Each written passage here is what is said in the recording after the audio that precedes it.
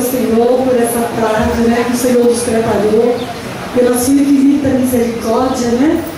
20 anos na tarde da bênção, temos o motivo de adorar o Senhor e agradecer, porque Ele é fiel, Ele é maravilhoso. Vamos orar.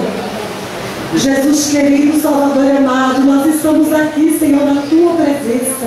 Te agradecemos, ó Pai, por estar aqui essa tarde, pelo Teu povo que já chegaram, por aquele que ainda está a caminho. Senhor, abençoa o Teu povo, recebe o nosso louvor, recebe, Senhor, nossa adoração nessa tarde, ó Pai.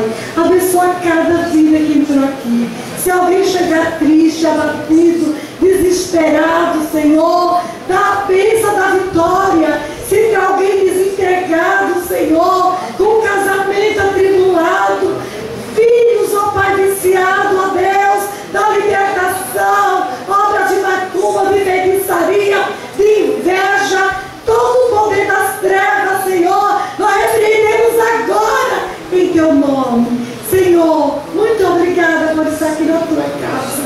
Muito obrigada, Senhor, por esses 20 anos aqui na Tua presença. Muito obrigada por cada irmão que nos ajudou durante esse tempo todo, Senhor. Dá a bênção, dá a vitória para o Teu povo. Em nome de Jesus. Em nome de Jesus.